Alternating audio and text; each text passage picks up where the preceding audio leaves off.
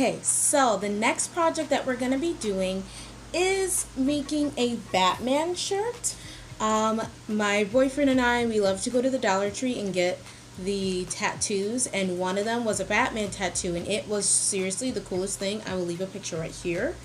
And I saw and I was like, oh my gosh, I want to make that into a t-shirt. So he graciously gave me one of his basic white t-shirts, and I am going to attempt to replicate that design onto the shirt. So the tools that I have are the t-shirt, this little clear plastic board. You get 2 of them from the Dollar Tree. They're meant for cutting boards, but I use them to mix up that paint in the last part. You can use it to cut on with like fabric. If you're cutting fabric, you don't want to cut your table. If you've seen, I've stained wood on it. I have hot glued on it so that it doesn't melt my table, because I have 2 holes currently in this table that we're sitting on that have been melted by a hot glue gun. So I don't want the design to bleed through at all, so I literally am just sticking it inside, and I'm actually going to turn it horizontal because that's the way the Batman symbol goes. No, what did I do from the top? What did I do from the top? Let's say that. Okay. I'm just going to use my handy dandy pencil and just kind of mark about where it's at. So the most important thing here is to make sure that you find your center. And I am running out of space, good sir. This is a large shirt. Okay. So looking at the little Hanes symbol, gathering up my 2 corners. I'm sure I'm doing this totally backwards, but you know what? If it flops, I have a shirt to wear to bed. But if it's success, he has a shirt to possibly wear to the grocery store. So it's a win-win. Am I right? It's funny, y'all. If you want, you can really do measurements. I see his fold line, and that's where I assumed the middle was, and honestly I think that's where it is. So if you want to be more specific, you can use a ruler. Get your cross reference, find that center, but for me, it's not that serious. It's just not. So my other tools are a bucket of fabric paints, all different colors, as well as my regular acrylic paints. The last time I made a fabric shirt, I mixed my fabric paint with acrylic paint. Number one, to just longevity purposes, and also because I didn't want it to be super puffy, and this says dimensional, so I think that means it's going to puff up a little bit, and I wanted sometimes to be smooth like a painting and other times for it to be puffy like regular fabric paint. So and also if there was a color, and I know we're going to run into colors that you saw in the picture where that's not available to me, so these are my basic colors. That's it. That's a wrap. And so I also use my acrylic paint to get the color that I desire.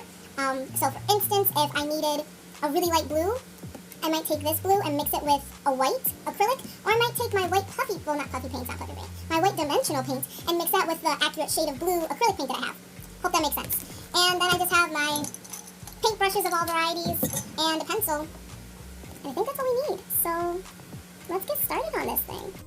So yesterday's storm came. I ran out of time and sunlight, but I was able to trace out the Batman symbol, so here it is. Down, and there's a faint oval around the entirety of the symbol itself. So what we are going to do is work off of the pink-ish purple image that you see.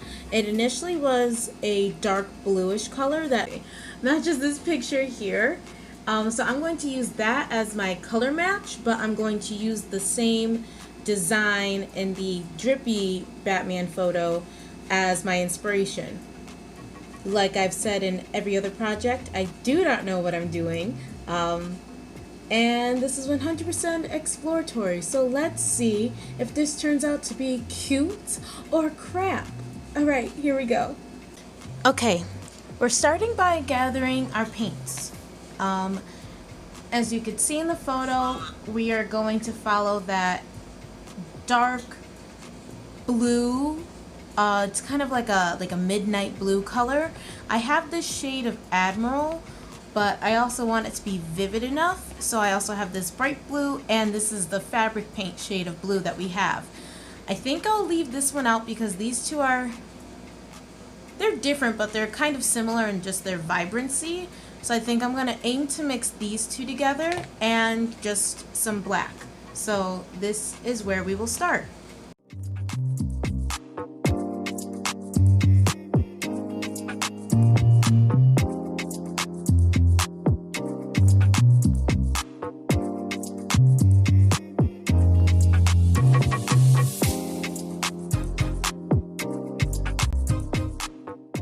Looking at the image, it goes from a lighter shade at the top to a darker shade at the bottom.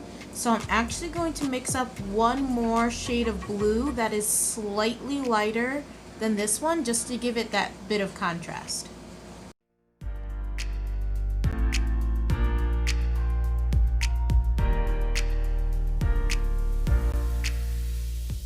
Starting at the top, I'm just gonna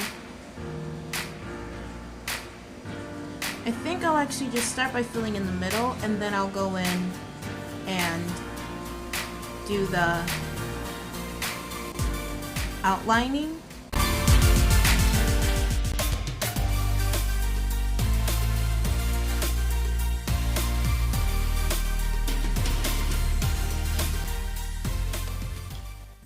Unfortunately, I lost the rest of the footage, but as you can see, there is the lighter blue at the top and the darker blue at the bottom, and now I'm just mixing up the yellow acrylic paint with the yellow fabric paint, and we were definitely going for a bright color here.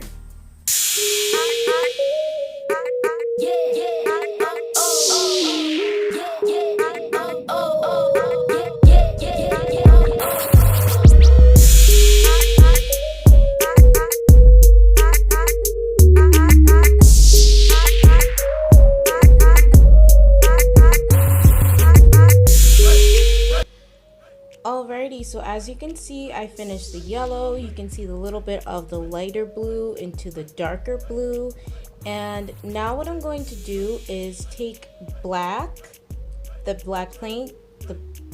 paint that I poured earlier, and this kind of thinner but bristly brush, and just kind of roughly outline the space between the yellow and the blue. You can't really get a clean line because once the yellow and the blue mix, it makes a green, and that's not the look we're going for. So I'm going to roughly outline it, and in the picture it does kind of look like there's a rough outline of black in some places, but we're just going to do it all over. And the cool thing is that because this is kind of a not pristine image, that it's okay if things are a little bit more rough around the edges. So I'm just going to spritz it a little bit. It's been a minute. Quick tip, I am very lightly brushing over the borderline with this brush. You don't want to apply too much pressure, otherwise you might lose the effect of the look.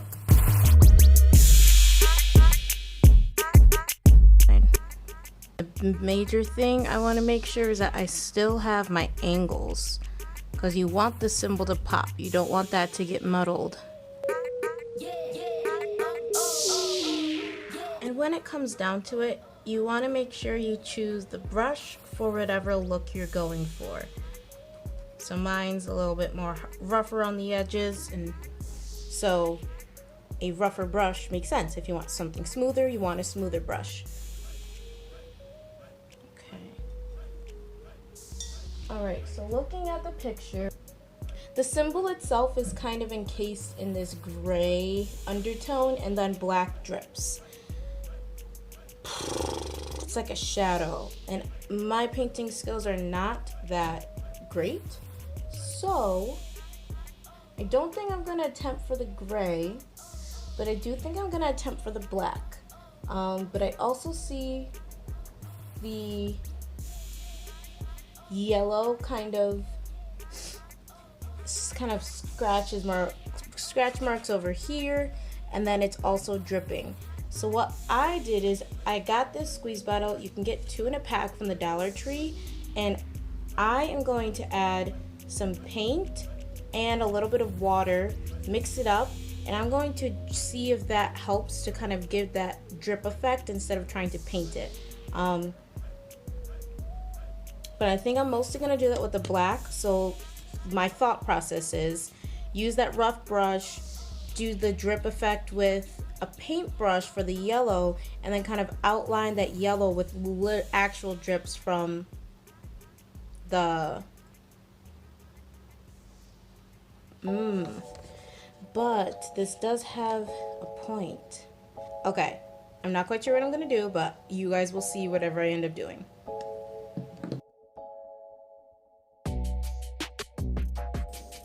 As you can see, I'm using the fabric paint to make the drip effect and fill that space in with the paintbrush.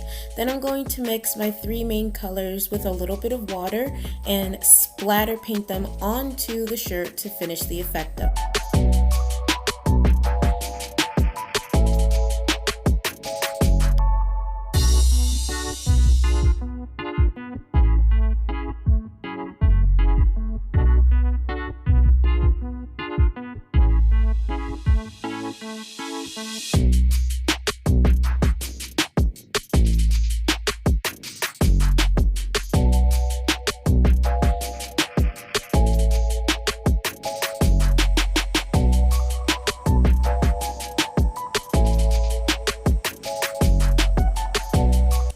Oh my gosh, those crafts, to me, I think they turned out pretty cute.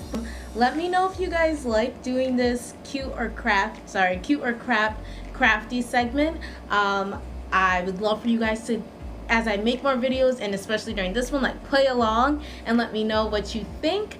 I know that both of them started out pretty rough, but I think that we ended out really cute. That shirt, mind blown. I never expected it to turn out that good, and my boyfriend might not get the shirt back. You know what I'm saying? It might be my new gift to myself. I don't know. But these were all super fun to make. They took about 2 days with drying time and just mental processing. But I would love for you to try them, and if you do, please at me on Instagram at Simply Whimsy Designs, because I want to see y'all masterpieces, because I think mine turned out like a masterpiece. So I'm just trying to share it, Okay, so thank you so much for watching. I hope you enjoyed, and I will see you in the next one.